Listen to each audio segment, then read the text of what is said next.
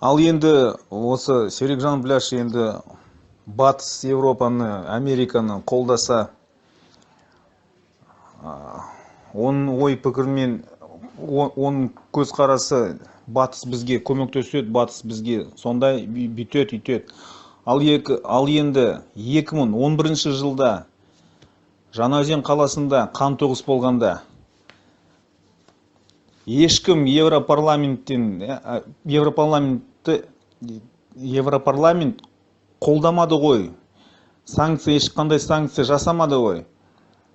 Тек қана 2 евродепутат болды, Павел деген және Пол Мерфи деген. Ирлан евродепутаты. Олар осы мәселені, Жаңаөзен мәселені көтерген Европарламентте. Бірақ оларды ешкім қолдамады.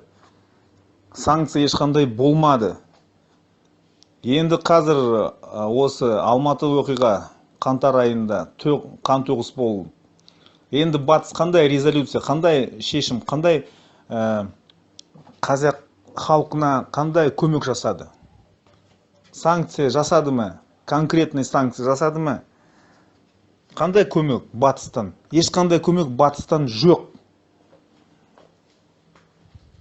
Кезінде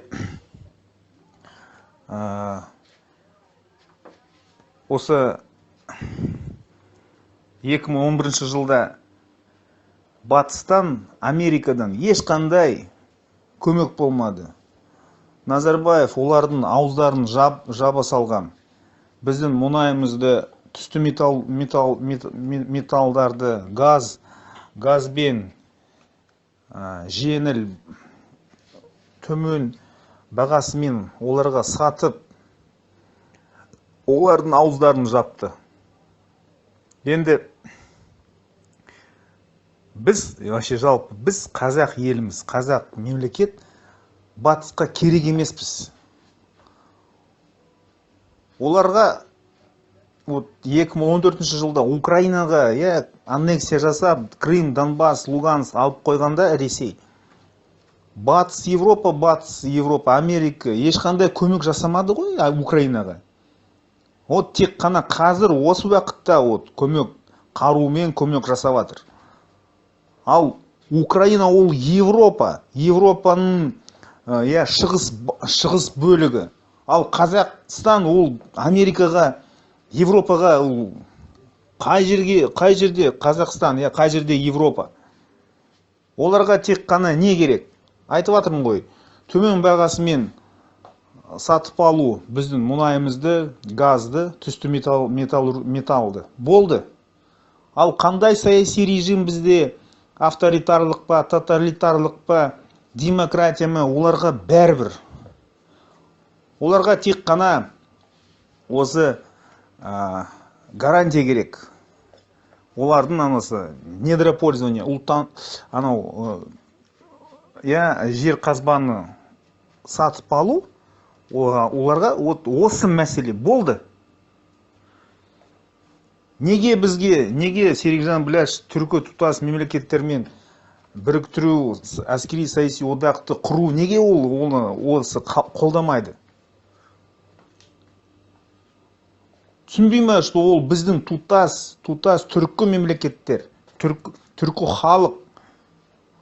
Ал батыс деп, батыстың жағын алып, батыстардың бір нәрсені жалап, не жасайды экономика жағынан? Ол глобализм. Глобалистердің экономика саясаты қандай?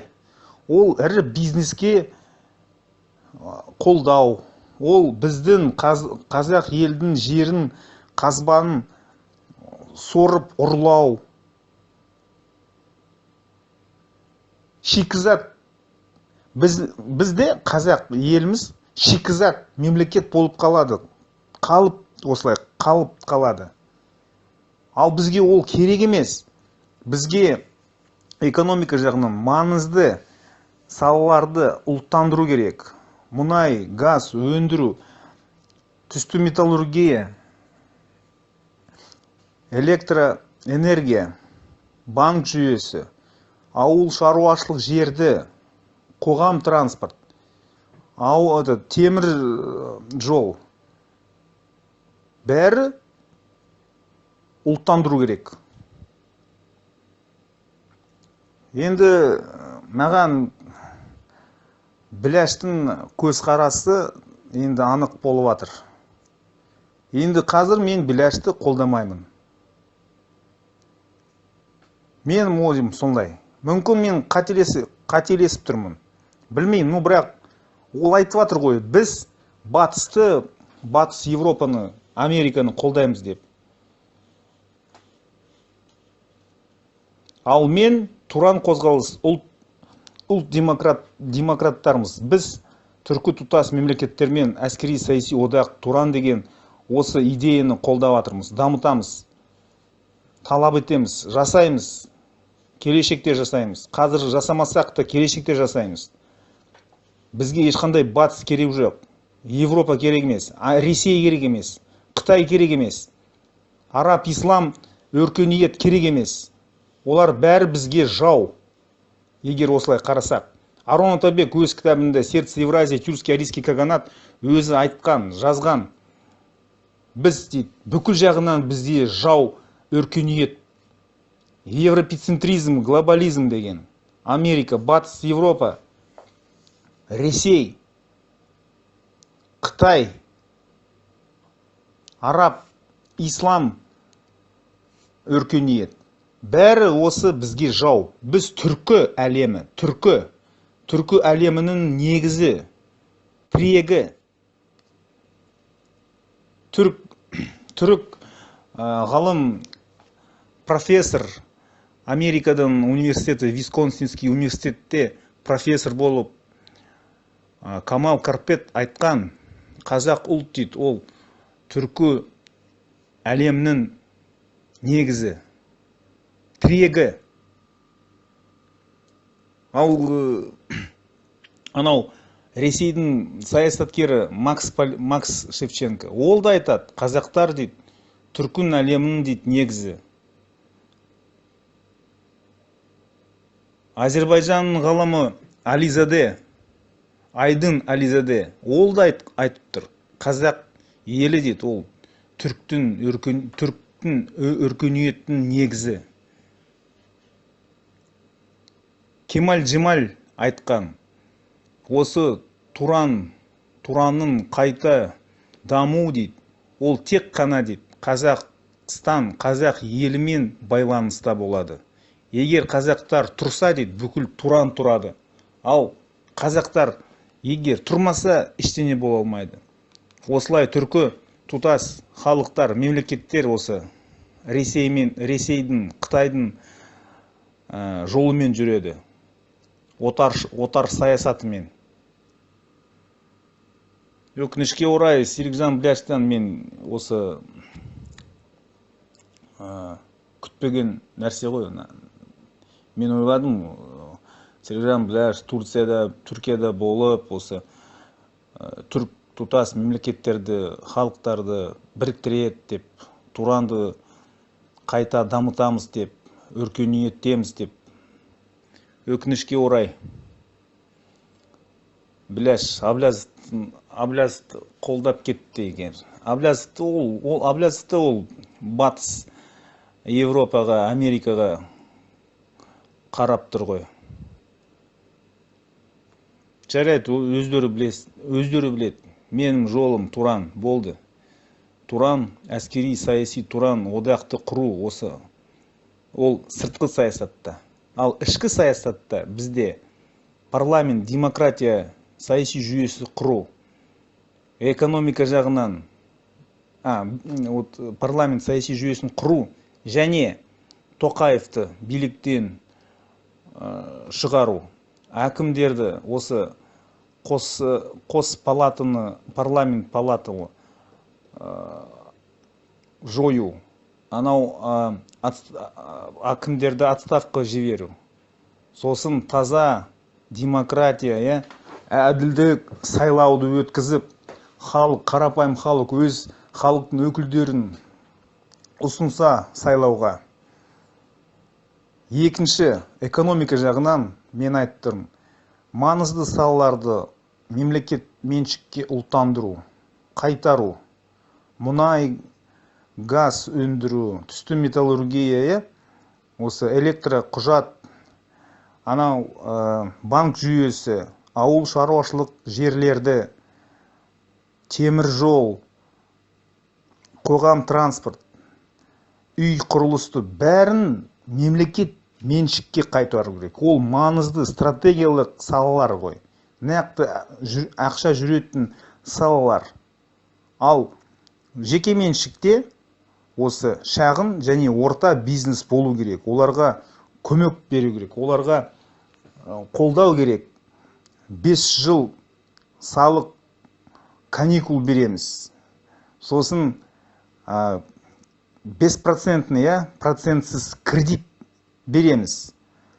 5 жылға отсрочкамен, 5 жылдың ішінде шағын орта бизнестерге олар егер олар осы заттарды өндірсе, вот солай болса, біз осы шағын орта бизнесті қолдаймыз, дамытамыз. Осы жол модель, ол Норвегияның моделі. Экономика жағынан, экономическая модель айтады ғой, Норвегияда. Ал Норвегия ең бай мемлекет әлемінде. По индексу человеческого развития айтады ғой. ВВП емес. Нақты индекс человеческого развития. Сол бойынша ол бірінші орын алып жатыр. Олардың бізде Қазақстанда ұлт қоры бар, а оларда зейнет қор бар. Бірақ солардың осы зейнет қорында 1 триллион 350 миллиард доллар. Енді ойлаңыз, қанша ақша олардың зейнет қорында. Ал бізде не? Бәрі ұрлап, Назарбаевтың сөмлектері. Бай жеріміз кедей қазақ халқы бізде. Ал енді қазір бізді отаршылық Ресей қазір бізді басып жатыр. Тоқаев Путиннің жағымпазы, Путиннің қолдаушы. Ол айтады, союзное государство дейді. Біз союзное государство емеспіз, біз тәуел мемлекетпіз. Тоқаев қазір осы елге көрсетіп жатыр. Біз Ресейдің жолымен, Ресей бағытымен жүреміз деп. Мен оған қарсымын. Бірақ мен де қарсы батысқа, Америкаға қарау. Америка, Батыс Европа бізге көмек жасамайды. Алматыда 19 қаңтар айында болғанда неге Батыс Европа, неге Америка үндемей отырған? Неге Совет Безопасности, ООН-да неге көтермеді мәселені? Қаншама қазақтың балаларын, жастар балаларын қырып тастаған автоматпен, өлтіріп, террорист болып, 20 мың террорист деген Тоқаев. Өз халыққа оқ ату бұйрық беріп, ескертпей. Ол нақты қылмыс қой. Адамзатқа қарсы қылмыс. Ол анау халықаралық Гааганың трибуналының осы Тоқаевты апару керек. Солай. Менің ойым солай. Менің есімім Аслан Құрманбаев. Білмеймін, білесіз бе мені, білмейсіз бе? Мен ұлт демократтым, ұлтшылмын. Туран қозғалысының ұйымдастырушысымын. Болды. Сау болыңыз. Если вам понравился это видео, ставьте лайк, распространяйте, подписывайте на канал, не забудьте нажать колокольчик. Алга Туран.